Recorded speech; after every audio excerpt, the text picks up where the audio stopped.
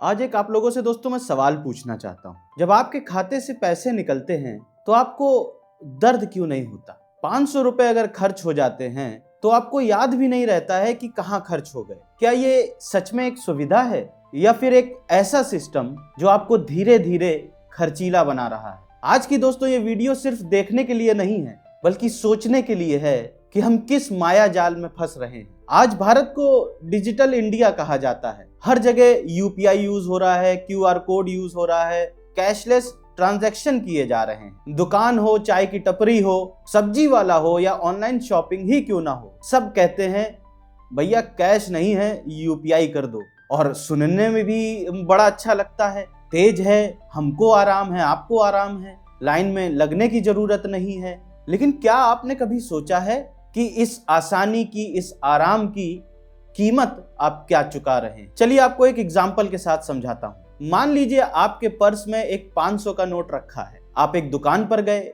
Note निकाला, अपने हाथ से नोट दुकानदार को दिया। उस पल दिल के अंदर एक हल्की सी चुभन महसूस होती है। दिमाग तुरंत कहता है जरूरी था क्या ये खर्च? सोच समझ कर खर्च किया है ना। अब ऐसा ख्याल क्यों आता है? क्योंकि पैसा, आपका पैसा आपकी आंखों के सामने था। आपने उसे अपनी जेब से छोड़ा है, आपने उसे खर्च किया है। अब यही 500 रुपए जब आप यूपीआई से खर्च करते हैं, आपको नोट या कोई पैसा दिखता तो है नहीं, पर्स भी आपको खाली नहीं लगता है, साथ ही दिमाग को कोई झटका भी नहीं लगता है, वो चुभन भी महसूस नहीं होती है जो एक फिजिकल 500 रुपए खर्च करने में हो रही थी। आपने क्या किया? आपने तो बस केवल फोन निकाला, क्यूआर कोड स्कैन किया और स्क्रीन में आपको एक टिक देखने को मिला और पेमेंट हो गया, काम खत्म। आपका पैसा भी गया लेकिन दिमाग ने उस खर्च को महसूस नहीं किया। और दोस्तों यही सबसे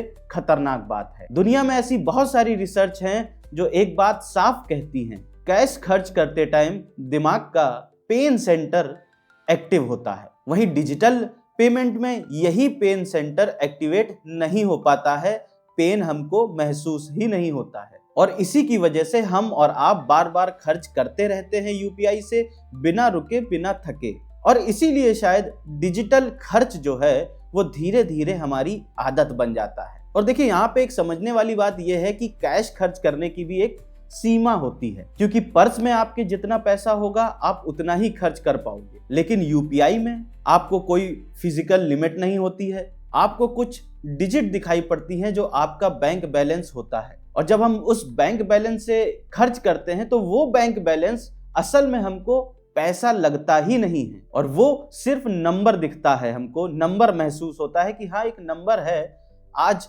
उससे कुछ नंबर कम हो गए। और शायद इसीलिए लोग अक्सर कहते हैं कि पैसा गया कहाँ। आज भारत में लोग ज्यादा खर्च कर रहे हैं, सेविंग घटती जा रही है, लोगों की ईएमआई पर जिंदगी चल रही है, जरूरत से पहले लोग शौक पूरे कर रहे हैं। अच्छा, और सबके हाथ में मोबाइल है और मोबाइल में हर चीज आपकी एक क्लिक दूर है। फिर वो चाहे खाना हो, शॉपिंग हो, कई सारे ऑफर हो, बहुत सारा कैशबैक हो, सब्सक्रिप्शंस हो, और जब ये सारी चीजें हम ऑनलाइन यूपीआई से खरीदते हैं तो एक क्लिक हमको और ज्यादा खर्चीला बना रही है डे बाय डे।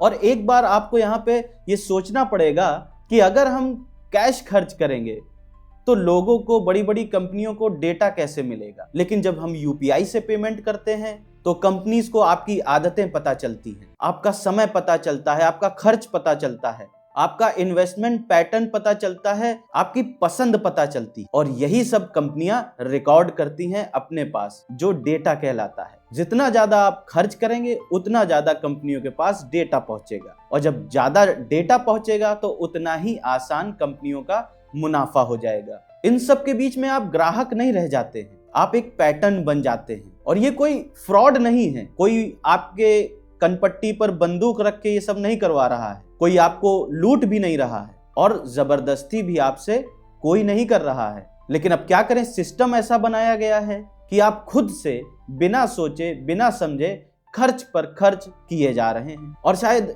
इसे ही कहते हैं बिहेवियर मैनिपुलेशन। यहां मैं ये कह देना चाहता हूं कि यूपीआई गलत नहीं है, टेक्नोलॉजी गलत नहीं है, बस अगर गलत है तो बिना अपने पर कंट्रोल करे इसका इस्तेमाल करना। अब आपका सवाल ये होगा कि करना क्या चाहिए? तो दोस्तों, करना हमें ये चाहिए, अपना आप महीने का डिजिटल बजट तय करें। कुछ खर्च सिर्फ कैश में ही करें। हर डिजिटल पेमेंट पर खुद से पूछें, क्या ये जरूरी है? क्योंकि दोस्तों, पैसा वहीं बचता है, बचत वहीं होती है जहां पर आपका कंट्रोल होता है। और अगर आपने भी ये महसूस किया है कि पैसा जल्दी खत्म हो जाता है, खर्चे याद नहीं रहते हैं, महीने के एंड में अकाउंट पूरी तरह खाली हो जाता है, तो दोस्तों यकीन मानिए आप अकेले नहीं हैं, आप जैसे बहुत लोग हैं। ये समस्या आपकी ही नहीं है, बल्कि सिस्टम को ही ऐसे डिजाइन किया गया है। और यहाँ हमें ये समझना होगा कि कैशलेस इकोनॉमी भविष्य हो सकता है, लेकिन सवाल यहाँ ये है कि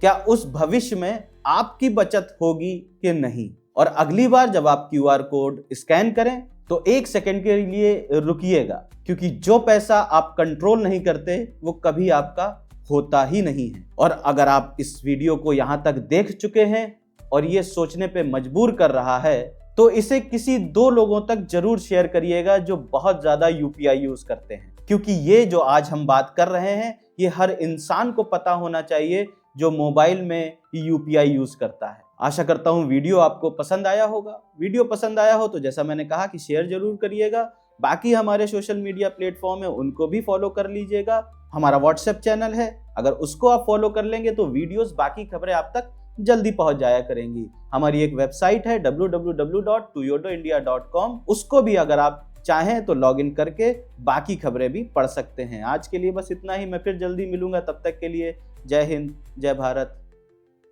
नमस्ते।